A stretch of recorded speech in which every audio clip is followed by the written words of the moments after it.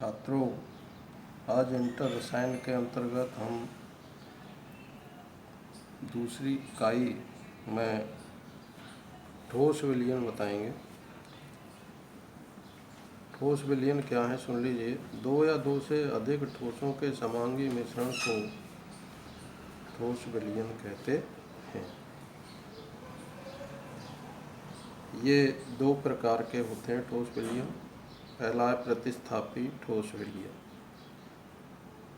प्रतिस्थापी ठोस विलयन क्या है? इस प्रकार के विलयनों में एक ठोस पदार्थ के जालक में उपस्थित कुछ संघटक कण, उन कणों में परमाणु, आयन, अणु हो सकते हैं, किसी अन्य पदार्थ के समान प्रकार के कणों द्वारा प्रतिस्थापित हो जाते हैं। जैसे पीतल है, कांसा है, एक तरह से हम कहें मिश्र धातु, ये ठोस विलयन होते हैं। चूँकि दोनों ही जो घटक हैं ये ठोस हैं इसमें। और ये प्रतिस्थापी ठोस का चित्र है। इनमें ये दो प्रकार के कण हैं। ये जो कम हैं और डार्क दिखाई दे रहे हैं ये विलेय के कण हैं, और ज़्यादा संख्या में जो खाली दिखाई दे रहे हैं ये विलायक के कण। ऐसे दूसरे प्रकार के हैं अंतराकाशी ठोस। इस प्रकार के विलयनों में एक ठोस पदार्थ के जालक में उपस्थित रिक्तियां या उनके अंतराकाश में अन्य ठोस पदार्थ के कण स्थित होते हैं। जैसे टंगस्टन कार्बाइड है।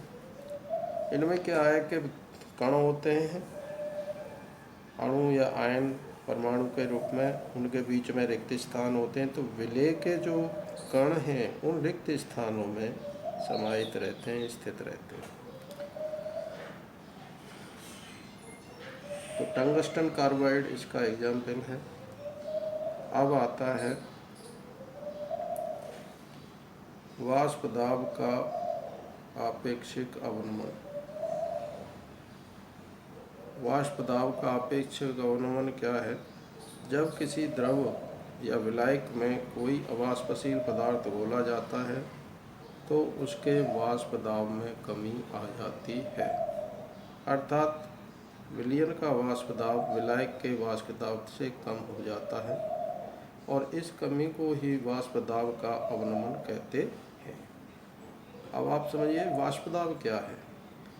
किसी द्रव के द्वारा वाष्पन होने से जो दाब उत्पन्न होता है, या द्रव वाष्प में परिवर्तित होने के कारण जो दाब उत्पन्न होता है, उसे वाष्प दाब कहते हैं।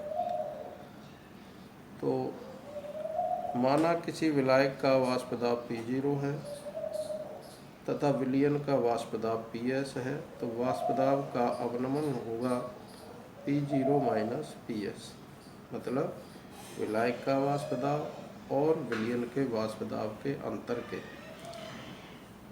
और वाष्प दाब का आपेक्षिक अवनमन बराबर होगा P0 माइनस PS बटे P0। वाष्प दाब का आपेक्षिक अवनमन अवाष्पशील पदार्थ के अणुओं पर निर्भर करता है। अतः यह विलयन का अणुसंख्य गुण है। तो हम इसमें अणुसंख्य गुणों को पढ़ा रहे हैं। अणुसंख्य गुण क्या होते हैं इसको समझ लीजिए। विलयन के वे गुण जो विलयन के घटकों के अणुओं या विलयन के अणुओं द्वारा निर्धारित होते हैं, अणुसंख्य गुण कहलाते हैं। अब आता है राउल्ट का नियम। इसमें अणुसंख्य गुणों में वाष्प दाब के अवनमन से संबंधित है राउल्ट का नियम। राउल्ट ने क्या किया? अनेक अवाष्पशील ठोसों के विलयनों का अध्ययन किया और उससे एक निष्कर्ष निकाला जो इस प्रकार है। राउल्ट के अनुसार किसी अवाष्पशील पदार्थ के विलयन का आपेक्षिक अवनमन उसमें उपस्थित विलेय के मूल प्रभाज के बराबर होता है। कहने का मतलब यह है कि मूल प्रभाज के बराबर विलयन का आपेक्षिक अवनमन होता है। विलयन का अपेक्षिक अवनमन बराबर विलय का मूल प्रभाज। हम उस वैल्यू को लिख सकते हैं अपेक्षिक अवनमन की को P0 माइनस पी एस बटे P0 बराबर विलय का मूल प्रभाज। और हम लिख सकते हैं